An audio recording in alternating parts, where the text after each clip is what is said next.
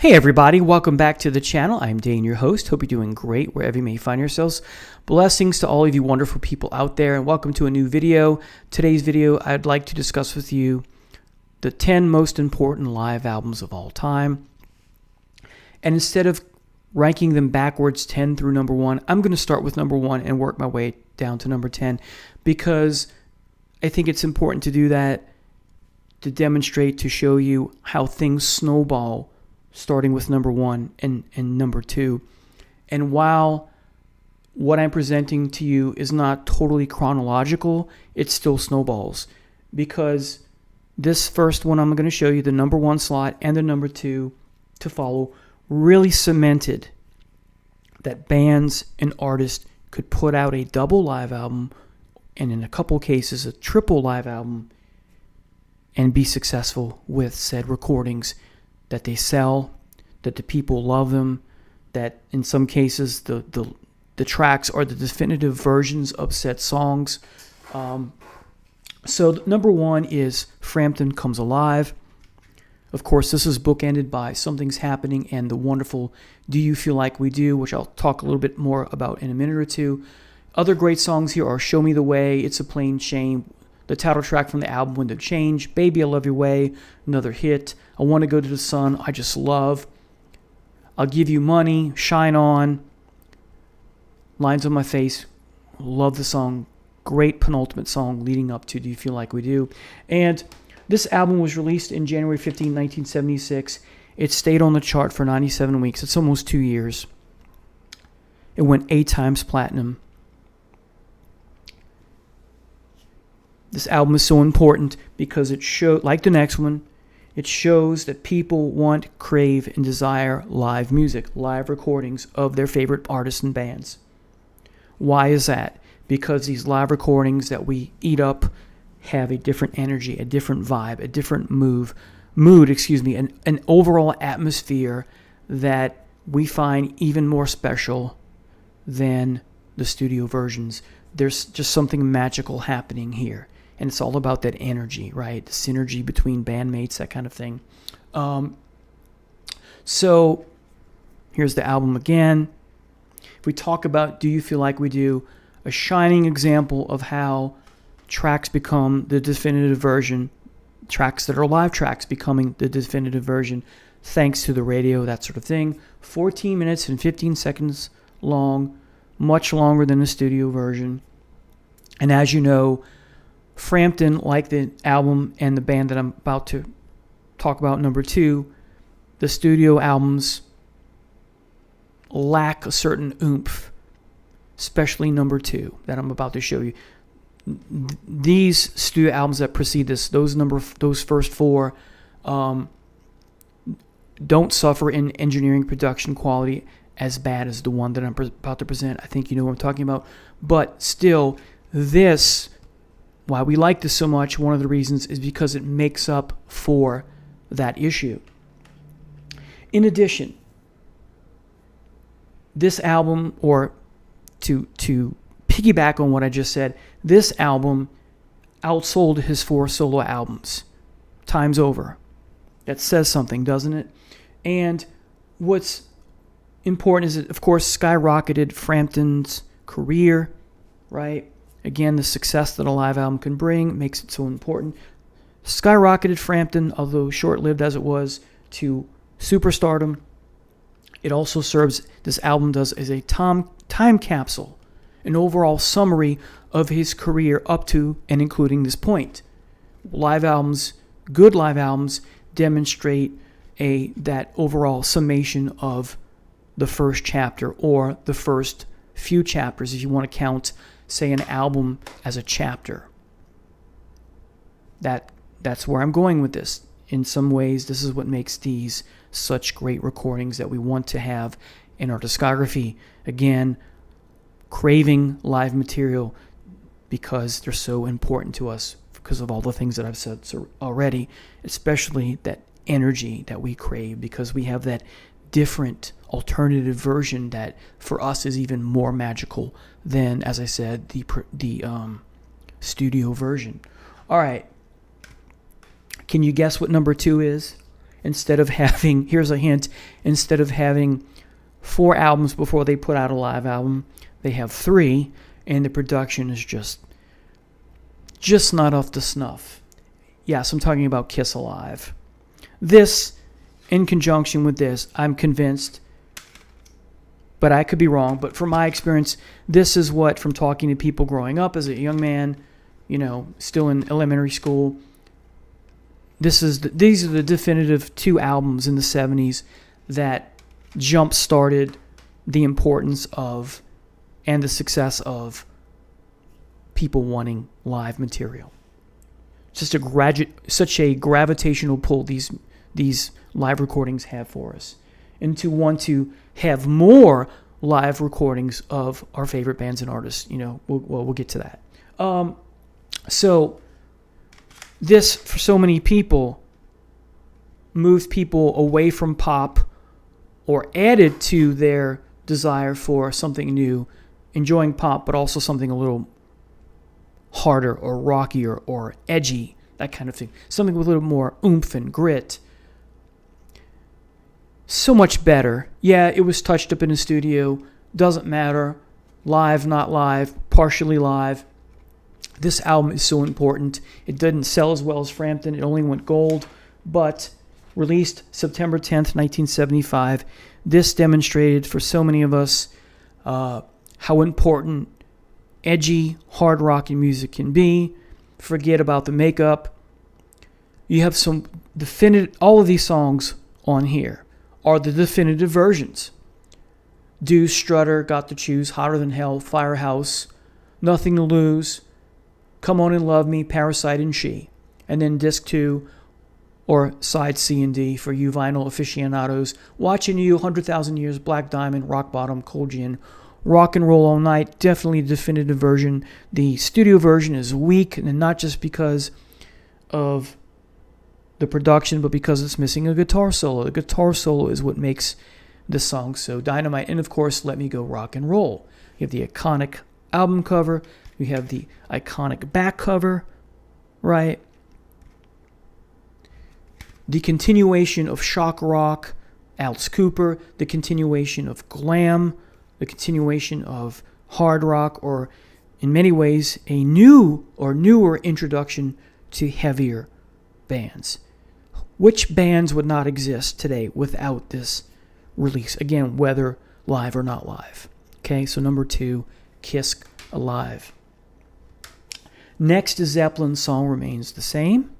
Whether you're talking about the original or this reissued version with extra tracks, Rock and Roll, Celebration Day, Black Dog, Over the Hills and Far Away, Misty Mountain Hop, Since I've Been Loving You, No Quarter.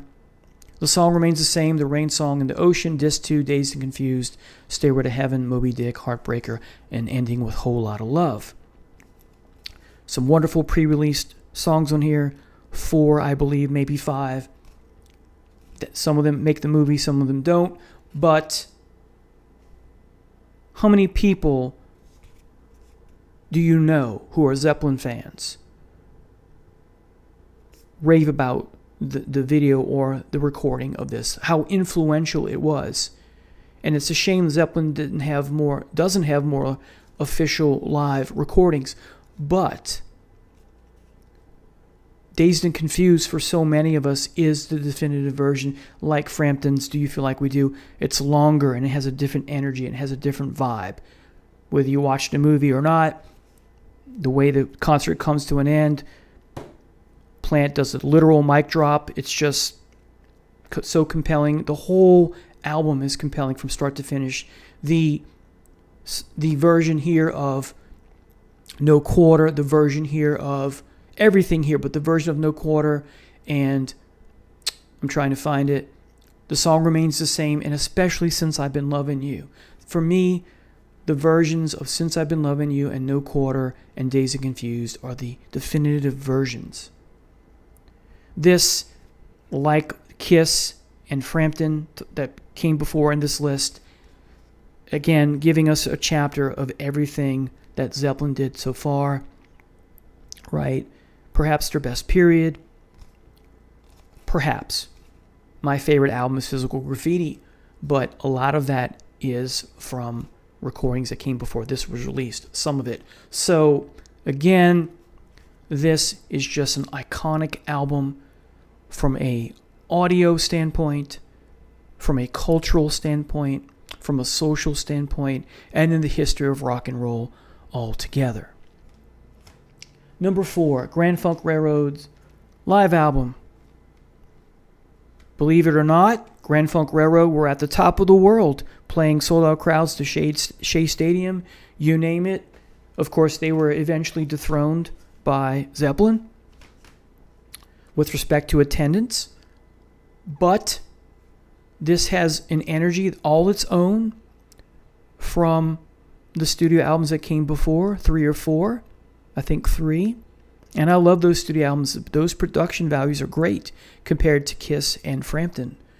But having said that, the energy here is just, and for me, all of the songs here, Are You Ready, Paranoid, In Need, Heartbreaker, Mean Mistreater, TNUC, Inside Looking Out, and Into the Sun are the definitive versions. See the theme here. There's just something magic, and that's another theme. This is a magical night, or a collection of magical nights put together to present to you, hey, this goes in your discography for Grand Funk fans. All right. Next is Rockin' the Fillmore from Humble Pie. I just saw a video recently, and someone was talking about, obscure bands you might not have heard of, and I don't get why this is a very popular band, or if not popular, they're popular, very well-known band. If you've been around, like I have, pushing 60 kind of thing. Why this album belongs in this list is, for all the things I've said before, or most of them, this did not sell. The song remains the same, by the way, went 4 times platinum. Grand Funk Railroad, 2 times platinum, and this only went gold. But despite that, why this album makes the list is because Frampton leaves soon after. So this is, again, capturing perhaps, definitely for me, the best moment, or the end, if you will, of the best part of Humble Pie's career. And in addition to that, and this is the real sticking point for me, you only have 7 songs, and like what so many people crave with respect to live albums, stretched out versions of songs. But the real kicker is all of the songs but one on here are cover songs. How daring do you have to be to say, hey, let's not play any of our studio hits that our fans love, and just come out and play all covers except for one and succeed at it? Because this is a very popular live album. This demonstrated all I've said before, or most of what I said before, how people want improvisation, how people want stretched things out, how people want a different energy, if not improvisation, right? If we go back to Led Zeppelin for a minute, there is no official recording, but at times, I think it's the song No Quarter, where John Paul Jones would stretch that song out by playing Rachmaninoff in between, or as the middle section of No Quarter. So you have a 9-minute and change version of I Don't Need No Doctor. You have a 23-minute and 25-second version of I Walk on Gilded Splinters, which is just fabulous. Those are the 2 longest songs here. 1607, Rolling Stone. Those are your 3 longest tracks, folks, and it works. Who does this now? I don't know. That's why this album belongs here. All right. These albums paved the way for the success of what's to come later. In many cases, not all cases. All right, next is a triple album, Yes Songs. I used to stay up a lot of times in high school to watch the video of this on what was called Night Flight, which was a television program that came late on USA Network. Wow, this is, again, a greatest hits live, but like so many wonderful one of the wonderful things that sometimes bands do, the Eagles did it with Joe Walsh, and there's a bunch of these where, you have the band playing some of their band members' solo work, and you have that with the Six Wives of Henry VIII, which is remarkable here, over 6.5 minutes long. You have the wonderful hair standing on end intro in the Firebird Suite, and then launching into almost 9 minutes of Siberian Khatru. Great way to open the album.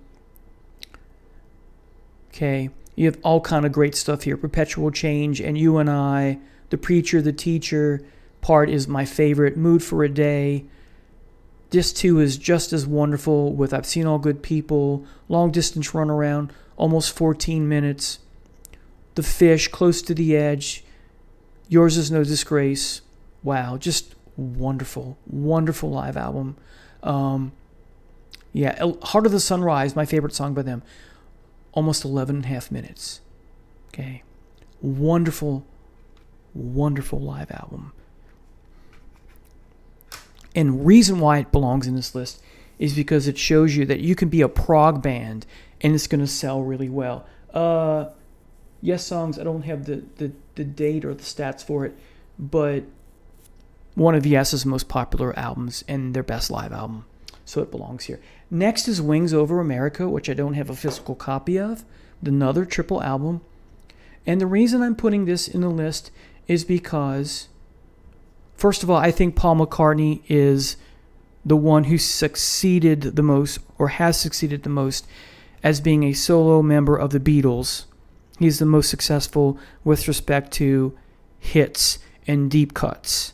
John Lennon would be second, then George Harrison, and then Ringo, of course. Excuse me.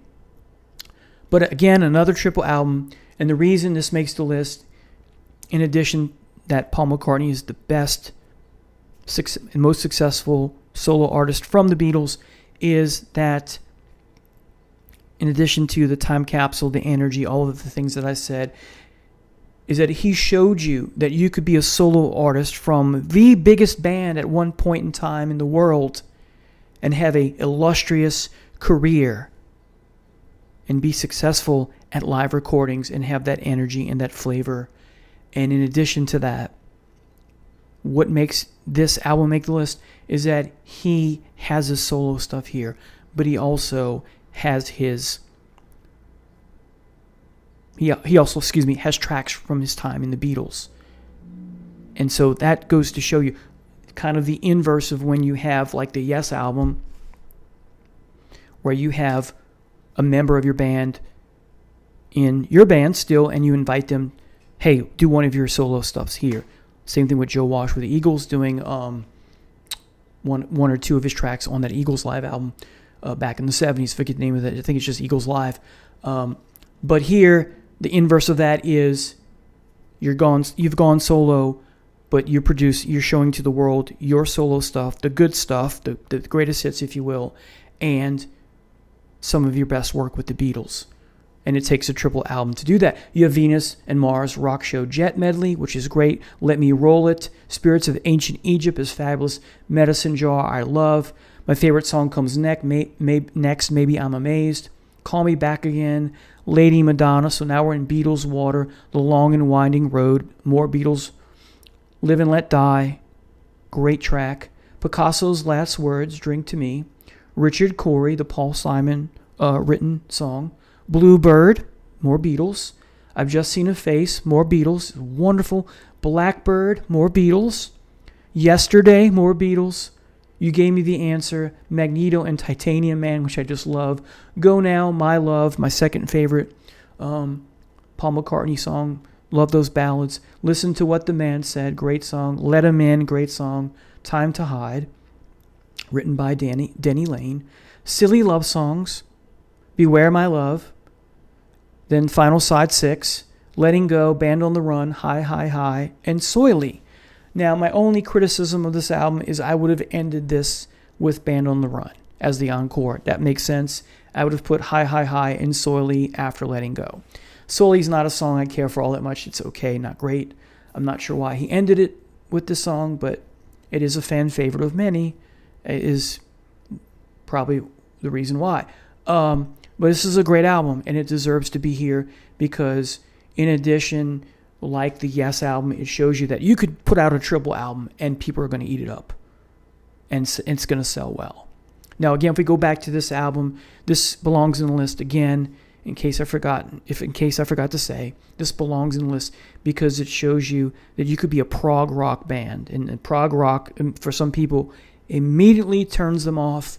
But it shows that you could be a prog rock band and be so influential as a rock band. And of course, Paul McCartney, because being a solo artist and one of the most iconic, memorable, beloved musicians of all time, as a member of the Beatles, can and did give you a wonderful double whammy by doing a live recording, 3 albums worth, 6 vinyl sides, 3 vinyl records of his best of solo and time with the Beatles. All right. And of course, the Beatles, one of the most influential artists of all time. And as I said, Paul McCartney being the best, most revered, for many of us, not all of us, solo artist. For some, it's Lennon. Next, at the Fillmore, January 6, 1971. By the way, Wings Over America went 1-time platinum. This goes 1-time platinum. Now, this is the 2-disc version, but it doesn't matter. The disc 1 version I would still include in this list because it was a double album when it came out. And this is, whether double album or 2 CD version, longer version, this probably would have been a triple album on vinyl. Regardless of what version you have, this belongs in the list because this cemented the band's career in the same way that it cemented Frampton's, it cemented Kiss's, and it cemented Grand Funk Railroad's and Humble Pie's. Okay?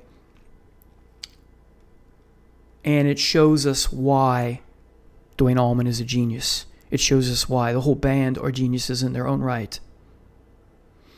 This is the selling point. I was a casual Allman Brothers fan growing up, teenager. I wanted to listen to metal and jazz and hard rock, and then I'm late to this. I'm not listening to this in its entirety until from start to finish and loving it until I'm in my late 20s, early 30s. And listening to this, the whole record with the second disc, is really what cemented the second time, because the first time that I heard just the first version, the double vinyl, it cemented why this band is a genius of a band, especially Duane Allman. But in listening to the reissue with all the songs, okay, is what reaffirmed my reaffirmation that this is one of the greatest bands of all time, and that Duane Allman, again, is a genius, and that this band belongs in any Southern rock / blues band's collection, if you will, if you like that type of music. So let's talk about disc 1 for a minute. Statesboro Blues, a short song, but great. Trouble No More, also short. Don't Keep Me Wondering, short. Done Somebody Wrong, another short track. But then you get into the more epic stuff. Stormy Monday, over almost 9 minutes. One Way Out, another short song. But then you get the stretched, wonderful In Memory of Elizabeth Reed. You Don't Love Me, almost 19 and a half minutes. And Midnight Rider, another short piece. Disc 2, Hotlanta, short piece, 5 minutes, 20 seconds. Then you get Whipping Post, the definitive version for me, almost 23 minutes. Mountain Jam, almost 34 minutes. Drunken Hearted Boy, almost 7 minutes. And it's not just because they're epic tracks. It's because they're great songs. But what makes them, it kind of is because they're epic tracks, because what makes them great songs is their ability to show you and showcase their musical talents by playing these long tracks and show you that these long tracks are up there with some of the greatest, longest tracks of all time, whether you're talking about Rush or Genesis, even though it's a different type of music, or jazz pieces by the jazz greats Miles, Herbie Hancock, and the classical composers like Beethoven and Mozart. High praise indeed. So this belongs in this list because of the genius that is this band. All right. Next is Deep Purple, made in Japan, and boy, the print on here is terrible. So I'll read the disc. You get Highway Star, Child in Time, Smoke on the Water, The Mule, Strange Kind of Woman, Lazy, and Space Truckin'. And then CD2, Black Knight, Speed King, and Lucille. Now, I like Uriah Heep, and Uriah Heep does not make this list. I've talked about why I have issues with Live 73. I like this album very much, but I don't love it. And part of the problem I have with it, as so many of us do, is the medley. And it's not because it's a medley, and it's not because they're doing cover songs. It's because their choice of cover songs, and it's because that there's too much of it. It's too long. This album succeeds where Uriah Heep 73 fails, even though I'm not saying the whole album's a failure. I like it, but I don't love it. This succeeds more than the Uriah Heep album because they do Lucille, and that's the only thing that they do that's not their own song. You have wonderful improvisation here with Space Truckin', almost 20 minutes long. Lazy's almost 10.5 minutes long. The Mule is almost 9.5 minutes long. Strange Kind of Woman is almost 10 minutes long. Child in Time, of course, a long song. Smoke on the Water is 7.5 and change. And Highway Star is almost 7 minutes. Even Black Knight is almost 6.5 minutes. So, and Speed King almost 7.5 minutes. So yeah, this, like what I said with the stack so far, cements the band as a band, a force to be reckoned with. This is a tour de force, pardon the cliche. And again, it summarizes where the band is in their career, and it showcases that, hey, you can have a neoclassical style guitarist, a band that, while not progressive rock, is progressive in the sense, not like King Crimson, but that they can do improvisation and do it well, not just on a song that's already long on the studio version like Child in Time. This is, in many ways, the zenith of Deep Purple's career. Or maybe, I'll say this, it's the zenith of Deep Purple's career with Gillan on vocals. Because, let's face it, the David Coverdale stuff is magical as well. And Made in Europe is perhaps the zenith of Mark III. So yes, this has to be here. A nice companion to Led Zeppelin. You have Led Zeppelin with a bluesier guitar player in Jimmy Page, and then this is a nice companion to hard-hitting rock music, but with a neoclassical style, classically trained guitarist in Ritchie Blackmore. All right, finally, number 10, Rush's Exit Stage Left. This, for me, so historic and personal, because I remember my mom taking me to go buy it at Sound Warehouse, if you remember that place, long out of existence. And I remember on the way home, she had to stop to get dinner, and I'm just sitting in the car waiting for her to get, Popeye's chicken, and just looking at the back cover, waiting for Mom to come back, not caring about food despite the fact that I'm hungry, because I'm looking at the track list. Spirit of Radio, Red Barchetta, YYZ, Passage to Bangkok, Closer to the Heart, Beneath, Between, and Behind, Jacob's Ladder, Bruins Bane, The Trees, Xanadu, Free Will, Tom Sawyer, La Via Strangiato. I had this on vinyl now when my mom got it for me, and produced by Terry Brown. And I'm looking at it, holding this kind of heavy thing in big thing, because it's, again, vinyl. Can't wait to get home, dinner be damned, and listen to this, because I'm looking at the track list like my eyes this big. Let's do that again. So, and I got home, and my mom had to call me in to come eat because I had already put this on, and I did, and I came back to it and started over. But, like what I mentioned here, part of the allure of this album is it is a time capsule, is a overview and summary of everything that came before, with one missing ingredient, and that is, why isn't A Farewell to Kings the song on here? That would have been a better, well, no, I take it back. I love Xanadu equally, or almost as, I have days where sometimes Farewell to Kings is better than Xanadu as favorites go on that album. I wanted both. I wanted my cake and eat it too. Why is this album not a triple album? Yes, did it. Paul McCartney did it. Anyway, expense, I know. It would have been also cool had kind of a sidebar here, and I'll get back to my point, had Hanna-Barbera not been greedy for money and they had let the back album cover been Snagglepuss's pink tail peeking from underneath the curtain. Oh well. But I had to cover this up because we got the Starman here with his buttocks out. But the back cover, and to some degree the front, shows you what these albums are doing. They're showing you that this is a wonderful moment in time, a time capsule of the band so far, because each album is represented on the album cover. At least for this album, you have the model from Permanent Waves, you have the owl from Fly By Night, you have the naked man from 2112, you have moving pictures because you have the two gentlemen of the many carrying the photographs, but this time pictures. One of the paintings is the picture from the necromancer from Caress of Steel, all in gold. You have the dethroned king from Farewell to Kings. And then you have the Rush logo that he's sitting on the box, the crate, and then in the background you can see the Starman symbol from 2112 as well. So yeah, everything's here. But again, why not put Farewell to Kings on here? I think that's the only really issue I have with this album. Of course, you have Live in YYZ, which is better because it's the whole concert. But this is still that encapsulating, here is where Rush is at the moment. They did this for the longest time. They would put out 4 albums and then put out a live album as a demonstration. Again, the images do this. That's part of their goal here. They put out 4 albums, then a live album to demonstrate this is an important moment for us historically as a band.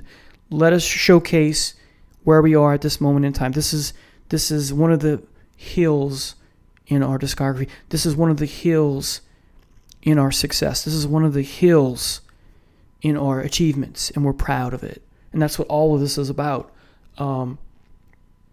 So I like everything here. They did not need the songs to fade out, but that's, a story for another day. But everything done here sounds wonderful. And for me, La Via Strangiato is the definitive version, not the version on Hemispheres. I like the version on Hemispheres, but I'm not in love with it. I'm in love with the version here. The problem I have with the Hemispheres version, as good as it is, I like the shredding that begins this song. The flamenco stuff on the studio is good. It's not great. And it's a little flat at times in its production. I know that's blasphemy, but I think the production of La Via could have been better. Probably the problem is that once I heard this version, I was like, nope, this is so much better that version pales in comparison. This is my favorite. I have like 10 different versions of La Via Strangiato from all the different live recordings that I have that Rush has done over the last 50 plus years. And the version on YYZ is almost as good as this one. What makes La Via Strangiato so compelling on this recording is, and it points to what I've been saying all along here, like, do you feel like we do? It's an alternative version. It's a better version. It has a different energy. That kind of thing, right? And so La Via Strangiato is so much better because the energy level is so amazing and riveting. And part of the reason, not the only reason, but the main reason for me is because around, and I've said this before, around the 3-minute mark, Alex begins his solo. Goose, look at that hair standing on end, okay? Just talking about it. Where he pours every part of his being into that solo, it seems. And just when you think he's done, he brings the solo to a new level because the guitar, you thought it was crying, goes into even more of a histrionic, in a good way, level of tear-jerking chords and notes. It's just, and you can, and I can envision when he strikes that, and he hits where he begins that even more compelling cry, if you will. I can picture his eyes closed as he's just, it's just amazing. And everything on here, as I said, is great. What a great album. It has its flaws. Some people don't like this recording at all, but and again, it's in my DNA, and La Via is it's 9 minutes and 37 seconds long. I would say the worst track on here is the Tom Sawyer version, which I like the studio version better. But everything else on here is as good as what's on the studio stuff. But for me, La Via is the definitive version here. Now, I have a part 2 coming at some point, which will be 10 more important live albums of all time. But for me, these are the top 10 the top 10 most important live albums of all time. And part of the reason is because they're so great. But what makes them so important is because I think that is these 10 albums that paved the way for other bands and for bands like these bands and these bands themselves to keep the live recording spirit going, because they love it. They love doing it. They love playing live. They know how important it is, because it's a whole new world compared to being in the studio and producing a studio record. They love it as much as we love hearing it. They love playing as much as we love and look forward to hearing it. It's why I'm going to get the Live at Pompeii from Pink Floyd that's coming out on May 2nd, because this is just a wonderful part and moment that we've got captured from the glory days of Pink Floyd. So that's why these, I think, because they are paving the way for other bands. Think Dream Theater. I'm not a big Dream Theater fan, but Dream Theater, Rush, very influential on Dream Theater to some degree, that they took what Rush did with respect to progressive rock and ran with it. And their live stuff, again, not a big fan, but their live stuff does reflect, hey, live music is so important. Thank you so much for watching. Take care. I'll see you next time. Bye.